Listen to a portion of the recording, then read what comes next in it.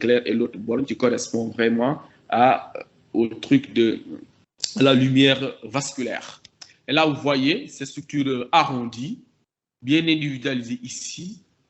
On voit ainsi ces structures. Maintenant, c'est sur ces aspects, si on a un épaississement des parois, ici, on a un épaississement des parois de cette branche, que le radiologue te dit, en fait, je suis devant un épaississement péribronchique ou bien de la paroi bronchique. Donc, cela traduit un syndrome bronchique. Donc, c'est sur ces éléments que le radiologue se base pour dire qu'il existe ou pas un syndrome bronchique. La paroi, c'est-à-dire, on a fini le centre, on va aller au niveau de la périphérie. La périphérie, c'est la paroi. Nous avons la plèvre, ici. Le seul élément qui est individualisé en situation normale, c'est la petite suture qui est le plus souvent fine et horizontale.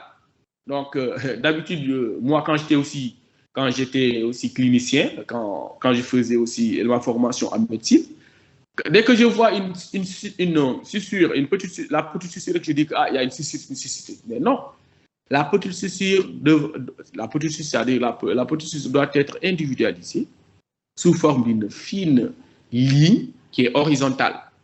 Maintenant, si la suture s'épaissit, c'est en ce moment-là qu'on parlera de susurite, ou bien même au niveau de la suture, on peut avoir des collections cloisonnées.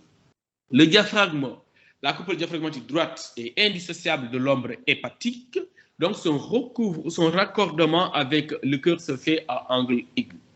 Et sa courbure est régulière, mais on peut avoir des édentations lorsque le volume pulmonaire est augmenté. C'est-à-dire en cas des fois d'une hyperinsufflation, le patient des fois a du mal à bloquer sa respiration. Là, on va avoir un aspect plus ou moins irrégulier, bosselé des contours du diaphragme. La poche gastrique toujours doit être identifiée sous la coupole diaphragmatique gauche et qui va être témoin d'un cliché qui a été réalisé en position debout. Les structures osseuses, c'est important, même si des fois, on ne demande pas une radiographie, on demande une radiographie pour une pathologie pulmonaire, c'est parenchymateuse. Non, il est important dans la description, même si cette technique ne permet pas de mettre en évidence de façon nette le cadre osseux, mais il est important de regarder les cadres osseux. Donc, si on analyse le cadre osseux, on peut tomber sur des variantes anatomiques, sur des côtes antérieures, une bifidité des côtes antérieures, ou bien sur un rachis. Sur le rachis, on peut voir une anomalie de forme, c'est-à-dire les anomalies congénitales, une vertèbre papillon, soit un hémicorps vertébral. Les clavicules aussi, en cas de fracture, on peut retrouver des anomalies, mais il est important de connaître les variantes anatomiques qu'on retrouve au niveau des clavicules. Les scapulas, mais ce qui est aussi important, c'est l'extrémité proximale des humérus. Il est important vraiment de rechercher les anomalies au niveau de ce cadre osseux. Pour les tissus mous, c'est-à-dire les parties molles, donc ici, la projection des structures pariétales normales peuvent constituer un piège radiologique. Donc, ainsi, un pli cutané chez le nouveau-né ou le nourrisson peut simuler une pathologie pleurale. Donc, vous allez confondre un décollement pleural alors qu'il s'agit essentiellement d'un pli cutané. Il est important de pouvoir identifier ces genres d'éléments pièges, c'est-à-dire d'images pièges. Et une asymétrie mammaire chez l'adolescente peut être prise pour une condensation parenchymateuse de l'autre côté. Et que dans certaines pathologies, on peut avoir une agénésie du muscle pectoral. Et dans ce cas, on va avoir une anomalie de la pénétrance, de la transparence pulmonaire. Un champ pulmonaire peut être beaucoup plus clair que notre champ pulmonaire. Et là, il faut rechercher une anomalie pariétale. C'est l'examen physique qui va permettre aussi de relever le doute. Ici, vous voyez, là, si vous ne faites pas attention, vous allez croire qu'il existe aussi un épanchement gazeux qui entraîne un décollement pleural, mais il n'en est rien du tout corrélé au tableau clinique du patient. Donc, il n'en est rien du tout. Il s'agit exclusivement d'un pli cutané. Et là aussi, si vous regardez bien, au niveau des têtes humérales, vous voyez on a un épaississement qui est là. Ici aussi, on a une anomalie au niveau de la pointe de l'omoplate. Et là, au niveau de l'extrémité antérieure de la, je pense, 5e côte, de la 6e côte, vous voyez un aspect un peu trapu, avec même des excroissances ici. Donc, il est important de regarder ces éléments. C'est dans le cadre aussi d'une anomalie des lésions osseuses.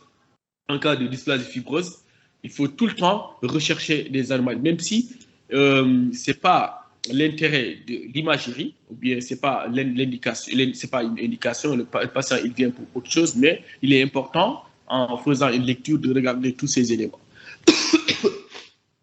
Pour l'échographie, c'est une technique qui est non irradiante, très accessible, disponible de réalisation simple. Et l'avantage, c'est qu'on peut réaliser la radiographie au lieu, au chevilles du patient.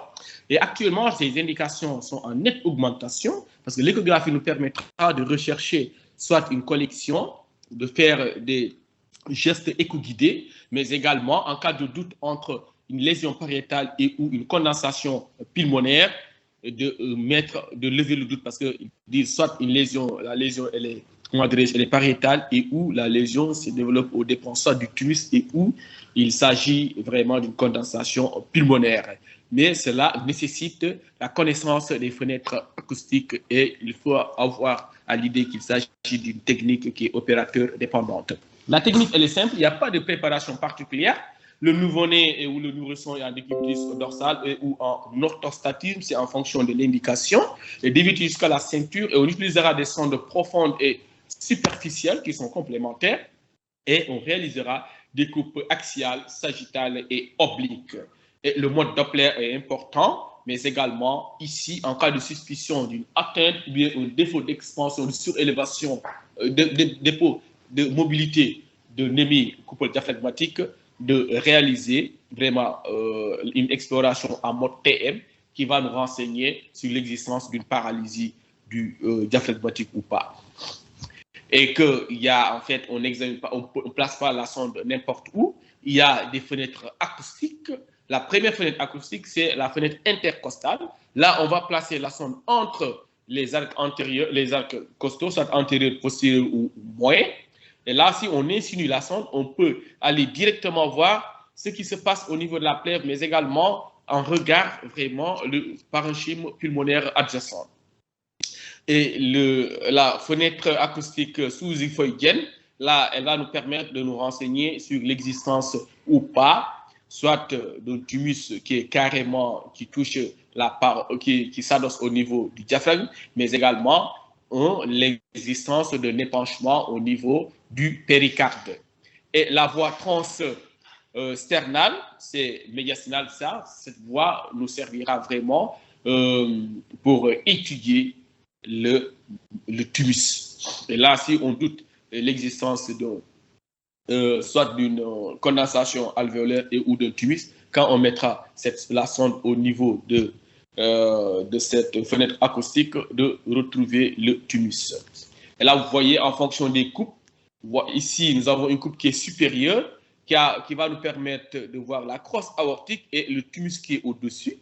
Là, nous avons une coupe qui est au niveau moyenne. On voit carrément l'artère pulmonaire, et l'aorte et le tumus qui est toujours en avant.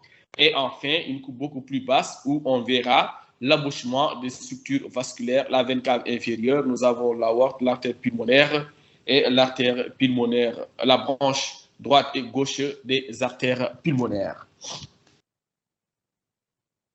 Ici, toujours, pour une coupe oblique, là, la coupe oblique qui va nous permettre de dérouler la crosse aortique, de voir l'étendue de la crosse aortique.